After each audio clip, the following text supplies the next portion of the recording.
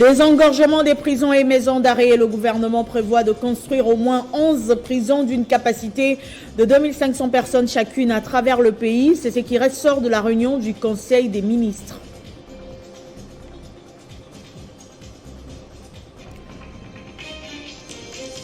Autre titre, signature du protocole d'accord entre la télévision nationale et les télédistributeurs pour la perception de la redevance audiovisuelle. Les détails dans ce journal. Et plus loin de la RDC en Guinée, la junte accepte de rendre le pouvoir aux civils à l'issue d'une transition de 24 mois.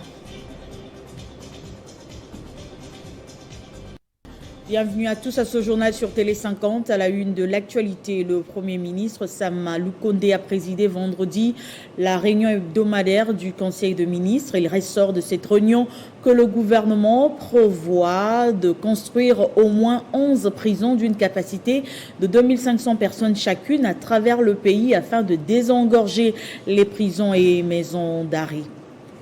Dans le souci de faire face à la situation précaire de nos établissements pénitentiaires confrontés à la surpopulation carcérale, aux évasions répétées et aux autres, que le président de la République a chargé son ministère de faire un état des lieux au terme duquel des propositions appropriées devraient être faites pour humaniser et sécuriser davantage nos établissements pénitentiaires.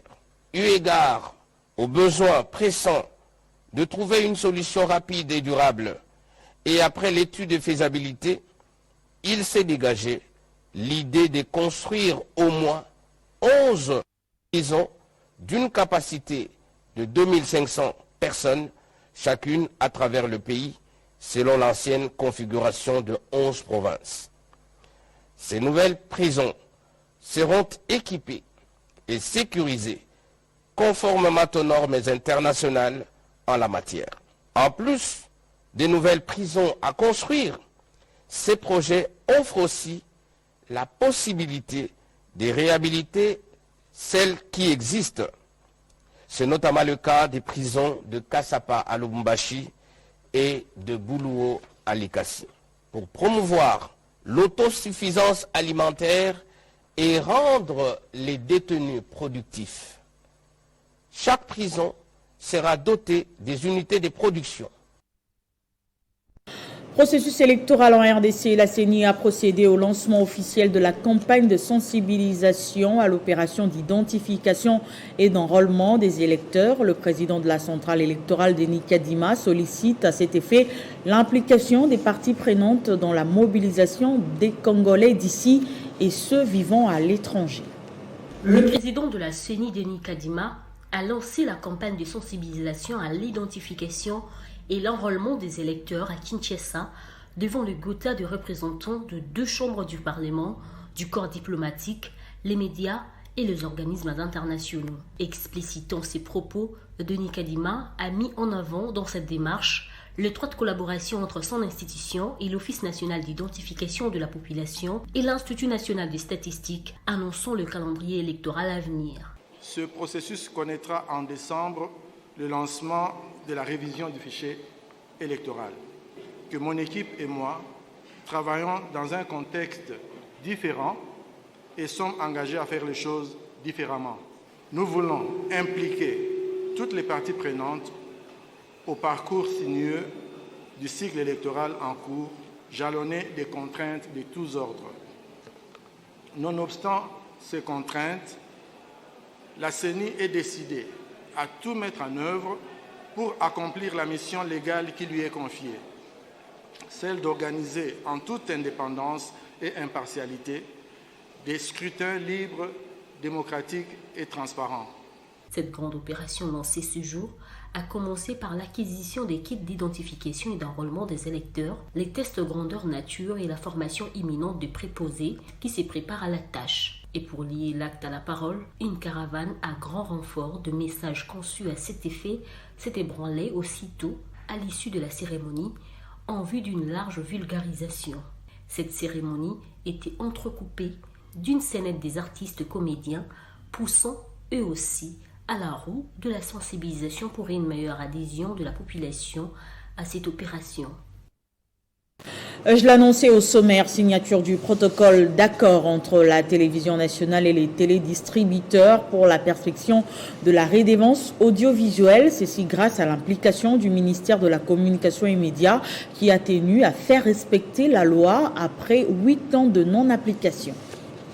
C'est après d'intenses travaux à huis clos que ce protocole d'accord a été signé entre les deux parties au ministère de la Communication et Médias, ce en présence du directeur de cabinet du ministre Patrick Mouyaya. Les télédistributeurs vont désormais se conformer à la loi portant redevance sur les appareils audiovisuels, récepteurs et émissions audiovisuelles qui fait obligation aux télédistributeurs de pouvoir permettre à la RTNC de percevoir la redevance audiovisuelle. Aujourd'hui, nous nous sommes retrouvés, nous avons travaillé, il y a eu certains amendements et certains télédistributeurs ont signé, d'autres n'ont pas signé, d'autres se sont absentés. 3 télédistributeurs ont signé, il s'agit de AUBS TV, Mediasat, Orao, qui ont signé avec la RTNC.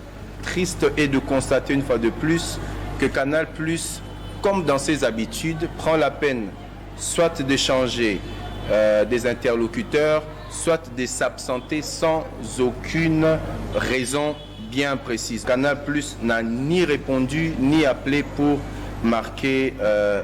présenter des excuses à cette réunion. La République démocratique du Congo, avec le leadership du président de la République Félix-Antoine Tshisekedi Tshilombo, sous la direction de Sama Lukonde, le Premier ministre, et le travail de son Excellence Patrick Mouyaya, les choses ne se feront plus comme avant. Nous allons faire appliquer la loi.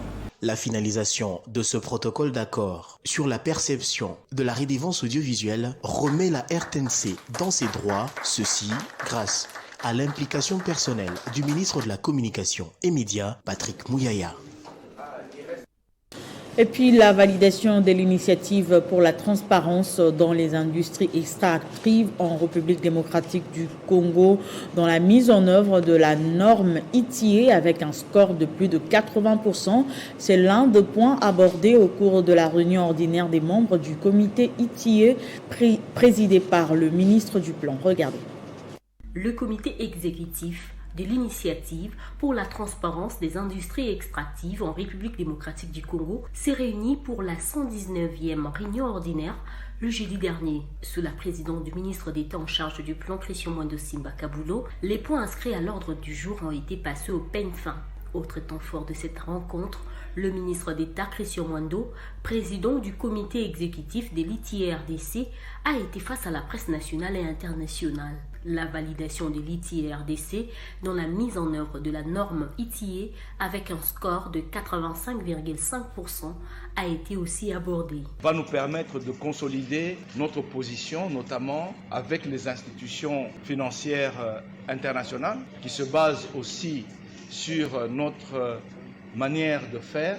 Cette validation de la RDC à la norme ITIE fait d'elle un pays crédible. Le fait que nous ayons un score élevé montre que les gens peuvent venir investir sans avoir peur d'être indexés pour blanchiment de capitaux notamment. Nous rassurons même les gens qui peuvent les financer qu'un certain nombre de contrôles est fait pour qu'ils payent ce qu'ils déclarent et qu'ils publient tout ce qu'ils doivent publier et qu'il n'y a rien à cacher. Avec le concours de toutes les parties prenantes, membres du comité exécutif de l'ITIE-RDC dans la société civile, le secteur privé, Christian Mwando Simba Kabulo a démontré l'engagement du gouvernement à mieux faire pour plus de transparence dans le secteur extractif en RDC.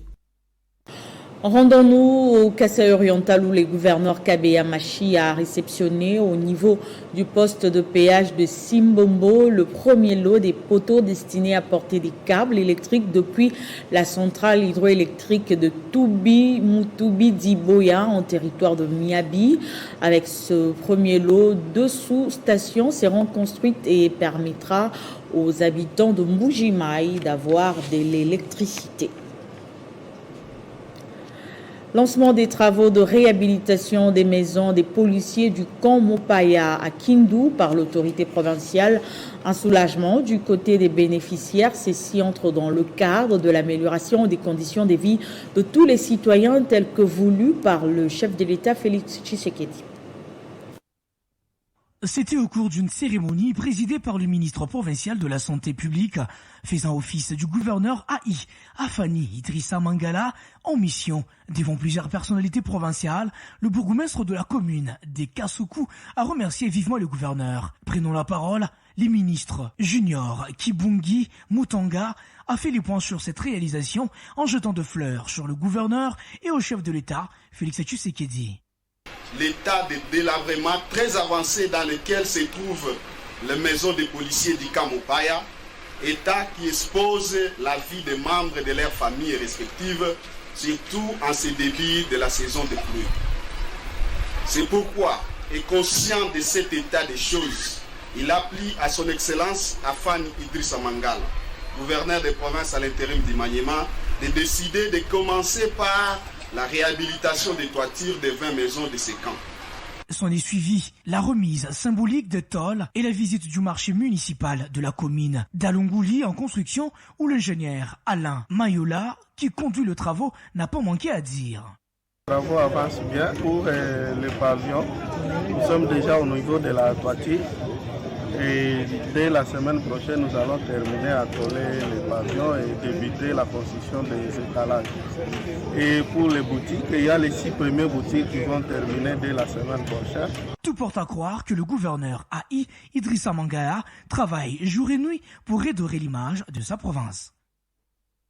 Et puis la gouverneure du Haut-Lomami place le relèvement de sa province en priorité de priorité lors de sa mission d'itinérance à Malembankoulou. Isabelle Kalinga a lancé le forage de 14 puits d'eau pour lutter contre les maladies hydriques dans cette partie de la province traversée par le fleuve Congo. Le calvaire des dessertes en eau potable et plusieurs autres peines en matière d'infrastructure dans le Haut-Lomami ont été la priorité de la gouverneure du Haut-Lomami Isabelle Kalinga lors de sa mission d'itinérance à Malembankoulou. Isabelle Kalinga Moshimbi a lancé les travaux des forages des puits d'eau, travaux qui seront exécutés par l'entreprise Arekina. Par son exploitation minière en ces territoires, Isabelle Kalinga Moshimbi a sensibilisé l'entreprise MMR de participer au relèvement de ces coins pour rester dans la vision du chef de l'État, Félix-Antoine Tshisekedi Tshilombo. Plus de 14 puits s'y sont attendus pour lutter contre les maladies hydriques. D'une pierre deux coups, la patronne du Haut-Lomami a lancé la construction de l'école primaire de la paix Ndoé dans le cadre des développements des 145 territoires à la base prônée par le chef de l'État. Et puis au nord Kivu, un incendie est survenu dans la nuit du 19 au 20 octobre a causé la mort de plusieurs personnes au centre hospitalier de Maboya, dont un médecin et quelques patients. Le SINAMED, à travers une déclaration, condamne ce crime odieux et demande au gouvernement de tout mettre en œuvre pour la sécurité du personnel soignant dans les zones à conflit. Le bureau exécutif national du SINAMED Asbel est choqué d'apprendre par les réseaux sociaux le meurtre dans des circonstances affreuses du docteur Marie-Sylvie Kavouke, médecin au centre hospitalier de Maboya au Nord Kivu et membre de la congrégation des Petites Sœurs de la présentation de Notre-Dame au temple de Butembo Béni.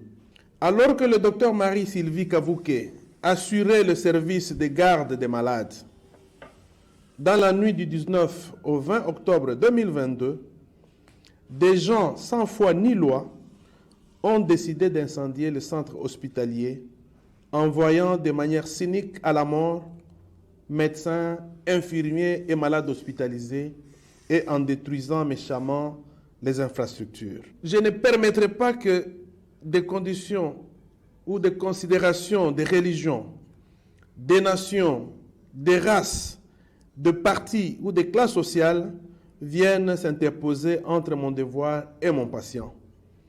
Je garderai le respect absolu de la vie humaine dès la conception. Même sous la menace, je n'admettrai pas de faire usage de mes connaissances médicales contre les lois de l'humanité. Il revient donc au pouvoir public de prendre toutes les dispositions qui s'imposent pour que ce désastre qui vient de frapper à nouveau la communauté médicale ne se répète plus. Et l'actualité en dehors de nos frontières, sous la menace des sanctions plus sévères, la junte au pouvoir en Guinée a accepté de rendre le pouvoir aux civils au bout de 2 ans au lieu de 3 ans. C'est ce qu'a annoncé son chef Mamadi Doumbouya, une annonce confirmée par un document de la communauté économique des États de l'Afrique de l'Ouest. Les experts de la CEDEAO ont séjour à Conakry depuis dimanche dernier et de la Guinée ont conjointement développé un chronogramme consolidé de la transition étalé sur 24 mois, annonce faite par l'organisation sous-régionale. Dans un discours hier vendredi soir à la télévision nationale, le colonel Mamadi Doumbouya, le président de la transition, a annoncé que la mise en œuvre du chronogramme établi avec la CEDEAO entrera en vigueur à partir du 1er janvier 2023. Pour rappel, en marge de l'Assemblée générale des Nations unies à New York, le 22 septembre dernier, les États membres de la CEDEAO s'étaient réunis en sommet extraordinaire sans la Guinée. Ils avaient donné 1 mois aux autorités de la transition pour présenter un calendrier raisonnable et acceptable, faute de quoi des sanctions sévères allaient être imposées à la Guinée qui proposait jusque-là une transition de 36 mois rejetée par la CEDEAO. L'organisation avait déjà suspendu toute assistance et transactions financières avec la Guinée et annoncé le gel des avoirs financiers et une interdiction de voyager dans l'espace CEDEAO pour certaines personnalités. C'est sans doute pour éviter de nouvelles sanctions que Conakry a changé des discours. En sport, pour finir, Sébastien Desarbres plaide pour l'organisation du football congolais à tous les niveaux pour que le pays retrouve son niveau d'antan. Le technicien français l'a dit au cours d'un point de presse organisé à la FECOFA. Ce sont les objectifs concrets en termes de résultats qu'on se fixe. Les objectifs qu'on se fixe, c'est la CAN 2025 et la participation à la Coupe du Monde 2026. D'accord ? C'est-à-dire que tout le travail va être basé là-dessus. Ce qui ne veut pas dire qu'on ne va pas se qualifier à la CAN 2023 ou 2024. Non, c'est 2024, on va l'appeler 2024 puisqu'elle a été détaillée. Bon, vous connaissez l'enjeu. L'enjeu, c'est que il reste 4 matchs. J'évalue le fait qu'il faut faire 3 victoires et 1 match nul pour se qualifier. Je pense qu'on peut avoir le potentiel pour le faire. Maintenant, si on fait cet exploit-là, ça sera magnifique. Mais en tout cas, on va se servir de ces matchs pour essayer de les gagner tous. Et quoi qu'il se passe, ça doit nous servir pour être prêts sur les prochaines qualifications. Là, on travaille. Alors, vous savez qu'il y a la Coupe du Monde. Voilà, la Coupe du Monde. Le stage, il n'y a plus de date FIFA pour les équipes qui ne sont plus qualifiées en Coupe du Monde. Il y a juste des dates FIFA pour les équipes qui sont qualifiées en Coupe du Monde. Donc, je bascule un petit peu de suite sur la suite de ce qui va se passer. Mais en fait, il y avait 2 solutions. On a commencé à travailler sur un stage qui allait se faire en Espagne, peut-être. On n'avait pas le lieu encore, ou en Turquie. Ce journal est terminé. Place au rappel de titres. Désengorgement des prisons et maisons d'arrêt. Le gouvernement prévoit de construire au moins 11 prisons d'une capacité de 2500 personnes chacune à travers le pays. C'est ce qui ressort de la réunion du Conseil des ministres. Et puis, signature du protocole d'accord entre la télévision nationale et les télédistributeurs pour la perception de la redevance audiovisuelle. Vous avez suivi les détails dans ce journal.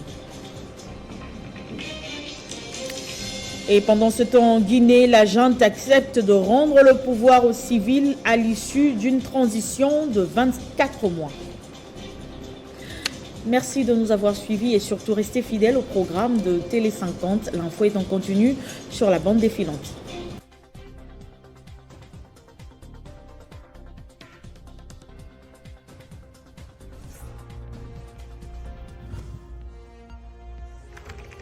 L'actualité reste en continu.